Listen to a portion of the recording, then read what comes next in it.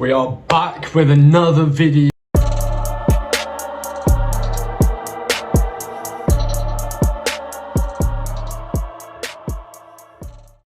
Finally, we are back. It's been a month, long time coming. I was going to do some Euros content, but I really just A, couldn't be asked, and B, just wanted to enjoy the football, so I just kind of put this to a side until the English Premier League was back.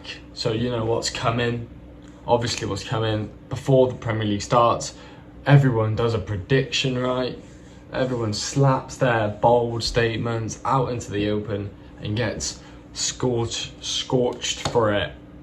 So today we've got that just for you today. Should be a quick one, relatively. We're gonna start off straight away. I've done some brief research on transfers in and out of clubs. Obviously I don't know a lot about everybody that's coming to the Premier League this summer, but I can kind of give a good estimation to where they're gonna go. Anyway, so starting off at number 20th, we're going to probably just go with one of the promoted teams. One that has signed their key player, their force for both attack and defence. His willingness in the midfield of that area to kind of go up and down and do the jobs both ways would be Leicester City. Obviously selling Dewsbury Hall to Chelsea, which we'll come on to when we do the Chelsea side.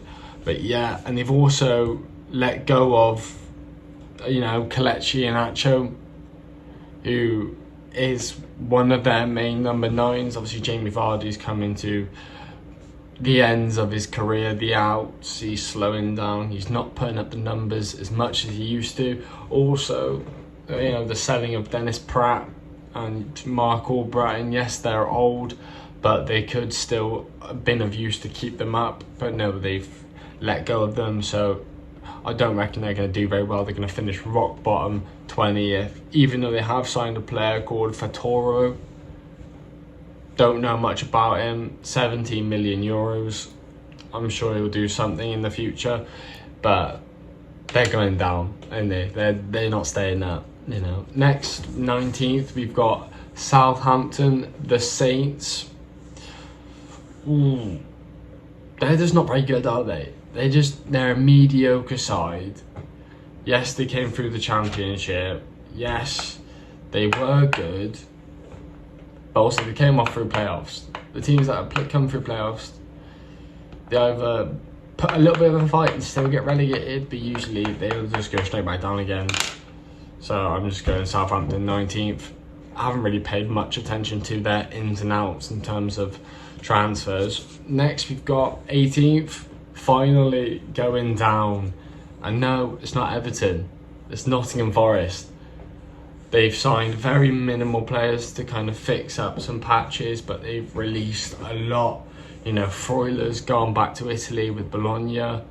Don't even know, but they've just sold so many players, and it's going to be very difficult to keep them up. So yeah, I've just gone with them going down. It's been a long time coming, I reckon. They signed way too many players in that Steve Cooper era, and it's just been downhill since then, really, isn't it? Next, 17th, I've gone with Brentford. I have gone with Brentford. Yes, they've signed a striker in Igor Thiago. I probably in the hopes of having a backup in case if Tony does end up going, whether he goes or whether he stays. I can see them, possibly even going down. This might be the year they do. It would be between Brentford and Nottingham Forest to seal number 18th spot. But I've gone with them just a little bit better. We'll see how that one ends up, really, innit? 16th, I've gone with the final newly promoted team in Ipswich Town. They'll put up a little bit of a fight. Whether it will be enough to stay up. Obviously they've signed that Hutchinson from Chelsea. I think I've not really seen much of him. Obviously he's quite young. he'd probably be enough to keep him up. Maybe have some good games like Luton did. I reckon it'll be a similar kind of vibe, but I reckon Ipswich have that little bit more about them maybe than Luton did, and maybe we'll stay up. 15th, I've gone with Everton, despite selling their main man in Amadou Onana, who was, you know, sensational for them. Bringing in obviously Ndiaye, that played for Sheffield United when they came up before they sold him. Didn't do so well at Marseille, really didn't, but maybe it will give, you know, McNeil and Harrison some bit of competition, bit of, you know, fight for that team there. Also signed Jesper Lindstrom, previously played for Frankfurt, Napoli. He's a good cam. He's young, 24, I think. It'll do something. Obviously, they've sold numerous players that have been out on loan, Dele Alli, you know, other players like that come to the end. Also, they've sold Ben Godfrey. He's been in and out, didn't really play a lot, but he was always good to have around that squad. But yeah, safe above the relegation for the first time in a while. Next, we've got 14th, and I've gone with Wolverhampton. I reckon selling Max Kilman to West Ham, who I get onto when I do West Ham, obviously. Selling Max Kilman could be a very bad decision for Wolves. Yes, they've obviously still got, you know, the attack in the way that it is. I see if they can keep, you know, obviously Pedro Neto. I don't think he's going to go now. I think it's a bit too late in the summer for that transfer to really be prominent, unless it's already in the works for him to go. Don't think it is, even though he is injury prone. He is sensational. He's an absolute baller on that left hand side. So yeah, they'll finish above Everton. They definitely have a lot more going forward and defensively better than Everton. Obviously, we saw Aït-Nouri shine through last season on that left hand side. Looking forward to it. Last year I put them to go down and they surprised me, so I'm not doing that this time. I'm putting them higher, doing something good, putting them a bit higher. Next, 13th, we've gone with Bournemouth. Obviously selling, you know, the likes of Lloyd Kelly, who he's not that old. He's not like a guy you just kind of throw away at the end of his career.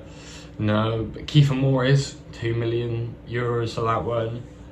Signing Sinistera, which would be good. I reckon he'll put some competition on that left hand side. There is a few good players, don't get me wrong, on that side. Sinistera is always good. €24 million. It'll be you know, a good amount of forward attacking ability going on in there. 12th, we've got Fulham. Fulham, I think, are a very mixed bag because they could either go one way or the other, really. They've sold João Palhinha, but will that be enough to kind of absolutely shoot the legs from underneath them and they go spiraling down? Is that going to be it? Obviously, they've sold, you know, Decova Reed, but I don't really think that's much of a problem. I think that Paulinho sale to Bayern Munich is dangerous, but we all knew it was coming. Yes, they've signed Emile Smith-Rowe, which I'm finally happy for. Arsenal have finally let go of, you know, the Croydon De Bruyne, the number 10. But it's been a long time coming. He's wasted a lot of years of his career trying to fight in that Arsenal team, knowing full well he's not going to really make his name prominent in a big team like that. He's good, but he's not Arsenal level good. He'll be very good at being a star man at Fulham, kind of like Eddie Nketiah. He's not really going to do much over there, and so he gets sold. So I think they'll do very average. 12th is good for Fulham, so no shade thrown there. 11th, we've got Brighton. sold Pascal Gross to Bayern, not Bayern Munich, Borussia Dortmund. Don't want to get that one wrong. You know, Brighton. My favourite thing is now. Signed Minter and Wafer. I don't know who either of those players are, but apparently Minter was at Newcastle, went on loan to Feyenoord, came second in the Eredivisie, and then sold to Brighton. Brighton's have this thing of just picking up players that no one's ever heard of and then selling them for about 50 million. So we'll see how that one goes. Lallana's obviously going to Southampton, probably to be like part of the, you know, training, coaching, shit like that behind the scenes. 10th, we've got West Ham. I think could be higher. I think I've been a bit harsh there. So I think obviously Max Kilman, Fulkrug are two very decent signings. It's just a matter of whether Paqueta gets that ban, which is looking probably likely. But Mohamed Kudus is a very good player, so we'll, you know, yeah, it's looking up. It may not be Conference League, you know, final, but it's 10th. It's good. It's bang smack in the middle. Amazing. For West Ham anyway. They're not like floating around the 14th area, which they did one season before they randomly just shot up to the top of the like near the top of the league. So yeah, 10th for them. Just above them, Crystal Palace. I don't think that Elise sale is going to be that damaging, in all honesty. I really don't. I think Elise is amazing, he's spectacular, but you know, Eze is a lot more of that prominent force in that Palace attack.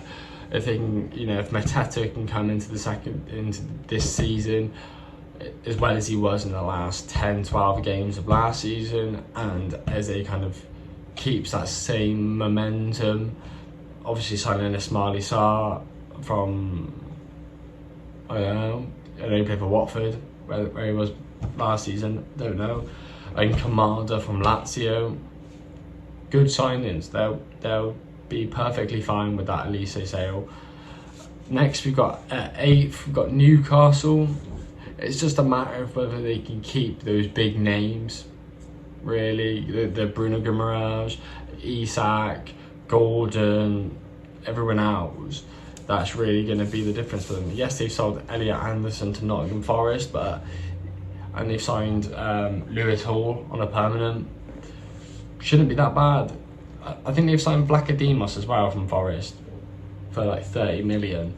Don't know why. You don't know why you've signed an aging goalkeeper when you've got Nick Pope, who's also, you know, relatively similar age. Don't know, but they'll always be around, you know, between 7th and 12th now, and they, with that money coming in, they'll always be around there. 7th, I've gone with Spurs. I was tempted to put them higher. I reckon Spurs, you know, they started off last season very well. They just didn't have the kind of charisma and aim, the aggression to kind of carry on, even though they did have Mickey van der Ven and James Maddison both injured at the same time. Two of their, you know, key, more important players during that time. I know they signed Archie Gray, but does he play CDM or right back? I've seen him play in both positions, so you know, he'll probably end up playing right back, if I can imagine, because obviously they've got Basuma, Papi Sarr, Bentancur in that midfield. Is he going to play? He is obviously 18, so I don't think he will play in that midfield role. I think there's more of a place at right back for him, even though, you know, what's it, Pedro Porro, right back? He'll probably float in between the two. He'll probably play a, you know, mixture of both just to get him some minutes, because they did spend quite a fair bag on him, 40 mil I think, something like that. A fair bag.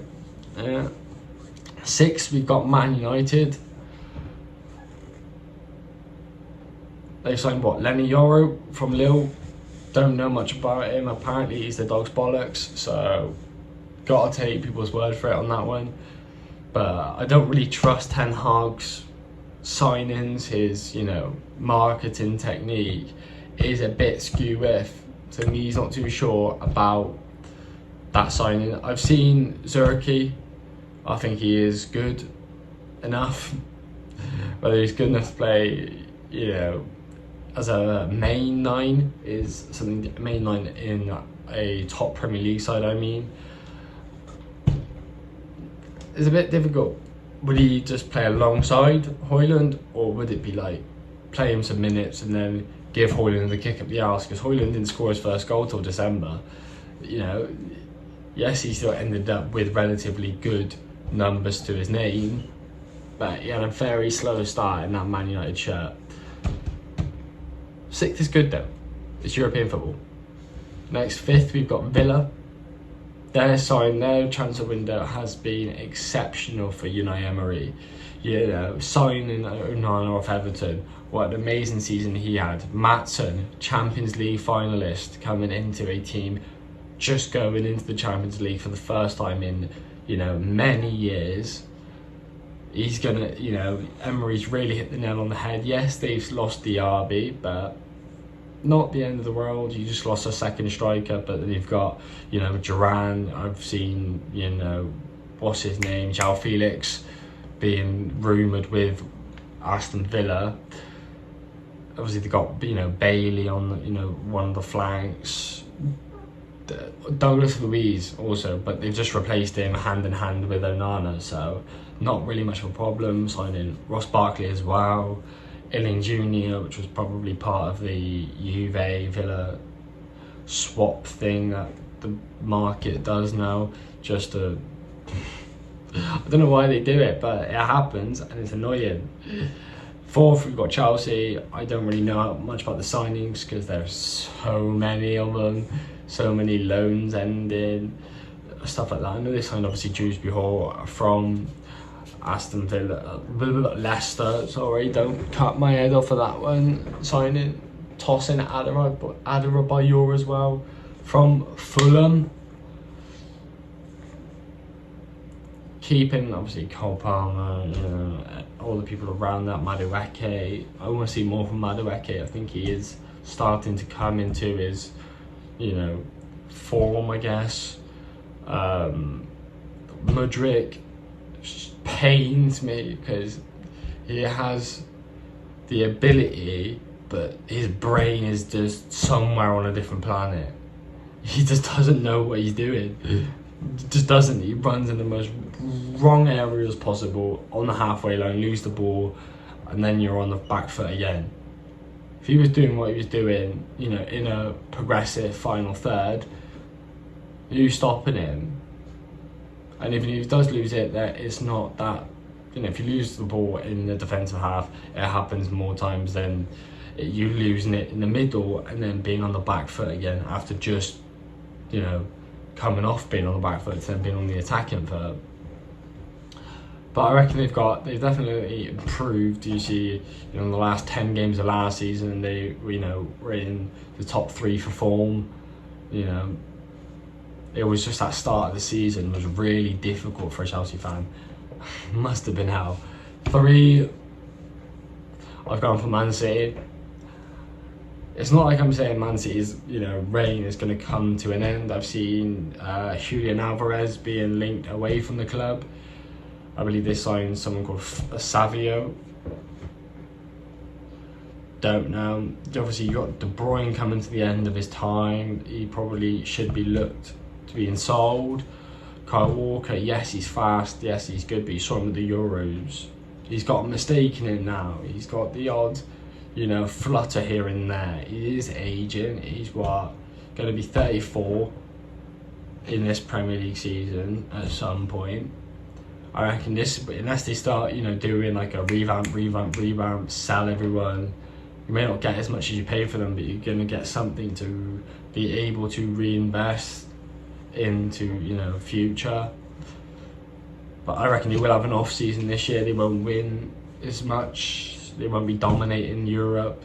They'll just fall back for a little bit, maybe for a season, and then just come back, bang, hit back twice as hard. 2nd, I've got Liverpool.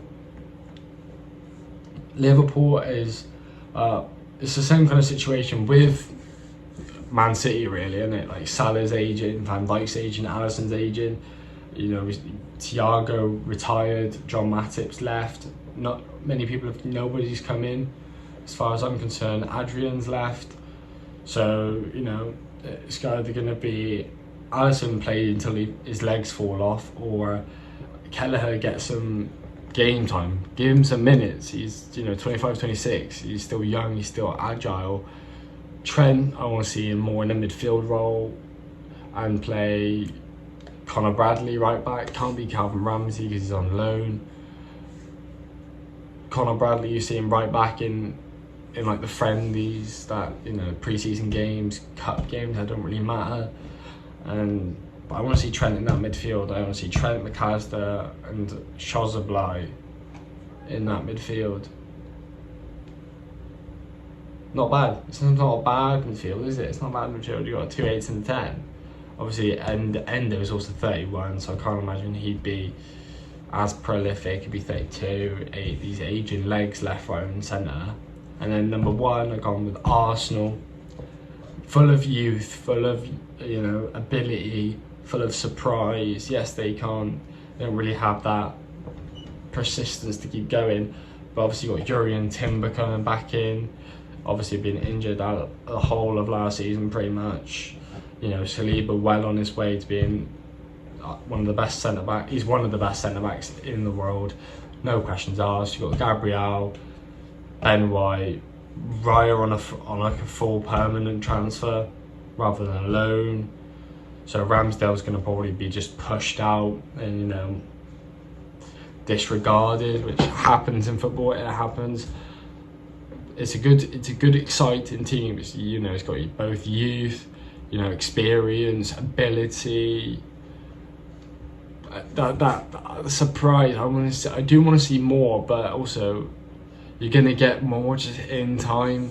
Arteta's been working on this, for about a good 4 or 5 years of just trying to build the team, and he's got it. He just needs to push. How much I'd love Liverpool to, win something. We also are going to have an off season. It wouldn't surprise me if we finish like 7th. Having Arne Slot come in would really negate us and drive other teams forward, like Arsenal, Man City, Chelsea, Villa, teams around us. But yeah, that is it. That's my predictions. I'll just go through a quick run through, just in case if you've forgotten. 20th Leicester, 19th Southampton, 18th Forest, 17th Brentford, 16th Ipswich, I'll probably put it here anyway, 15th Everton, 14th Wolves, 13th Bournemouth, 14th Fulham, 14th Wolves, 13th Bournemouth, 12th Fulham, 11th Brighton, 10th West Ham, 9th Crystal Palace, 8th Newcastle, 7th Spurs, 6th Man United, 5th Villa in that Champions League spot if it's 5 teams, 4th Chelsea, 3rd Man City, 2nd Liverpool, and number 1, the champion of the Premier League 24-25 would be Arsenal. And this has been your boy. Hopefully you enjoyed, and I'll see you lot in a bit. Peace.